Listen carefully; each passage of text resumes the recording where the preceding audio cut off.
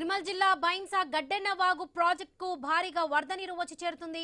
మహారాష్ట్రతో పాటు బైంసా డివిజన్లో కురుస్తున్న భారీ వర్షాలతో ప్రవాహం పెరిగింది. 2000 క్యూసెక్ల ఇన్ఫ్లో ఉందని అధికారులు తెలిపారు.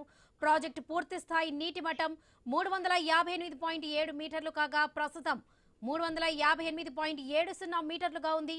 ఇక భారీగా వరద రావడంతో ఒక్క గేటు ఎత్తి 5700 క్యూసెక్ల నీటిని దిగువకు వదులుతున్నారు. ప్రాజెక్టు పరివాహక ప్రాంత ప్రజలు, పశువుల కాపరులు, మత్స్యకారులు అప్రమత్తంగా ఉండాలని సూచించారు. ఈ విషయానికి సంబంధించి పూర్తి అప్డేట్స్ మా ప్రతినిధి శ్రీనివాస్ అందిస్తారు. శ్రీనివాస్,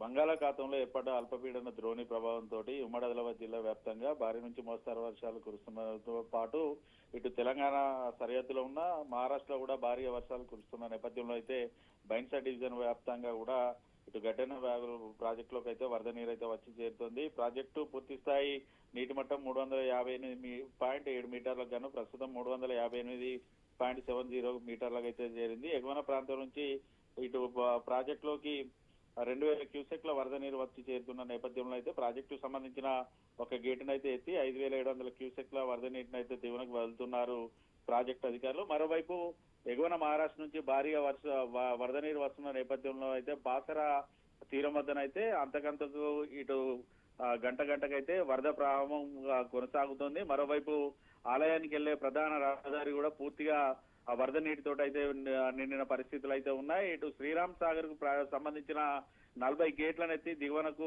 4 లక్షల క్యూసెక్కుల వరద నీరు వదలడంతో కూడా మంచిర్యాల జిల్లా శ్రీపాద ఎల్లంపల్లి ప్రాజెక్టులోకి కూడా భారీగా వరద నీరు అయితే వచ్చి చేరుతోంది. ప్రాజెక్టులోకి 6,42,000 క్యూసెక్ల వరద నీరు వస్తున్న నేపథ్యంలో శ్రీపాద ఎల్లంపల్లి ప్రాజెక్టుకు సంబంధించినటువంటి 40 గేట్లను అయితే ఎత్తి దిగువన గోదావరిలోకి 6,46,000 క్యూసెక్ల వరద నీరును అయితే వదిలారు అధికారులు. దీంతో గోదావరి పరివాహక ప్రాంత ప్రజలు అప్రమత్తంగా ఉండాలంటూ కూడా అధికారులు అయితే సూచనలు చేస్తున్న పరిస్థితులు అయితే ఉన్నాయి. బాసర తీరం మొదలుకొని ఇటు మంచిర్యాల చెన్నూరు తీరం వరకున్న గోదావరి నది అయితే పూర్తిగా ఉగ్ర రూపంతో అయితే ప్రవహిస్తోంది.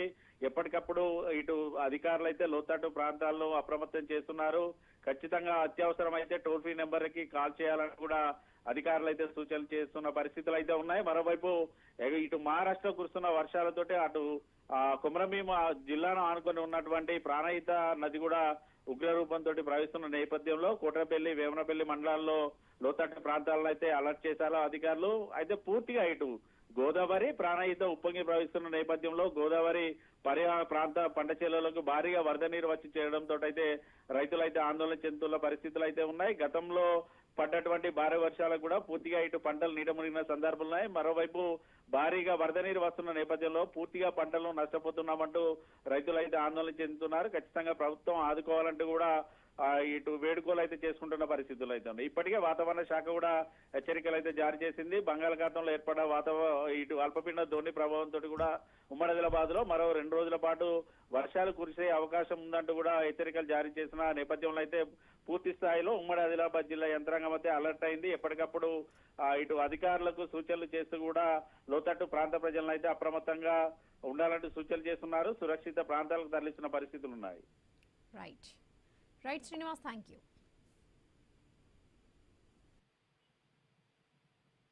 మీరు మాట్లాడే వ్యక్తి మీ కాల్ ని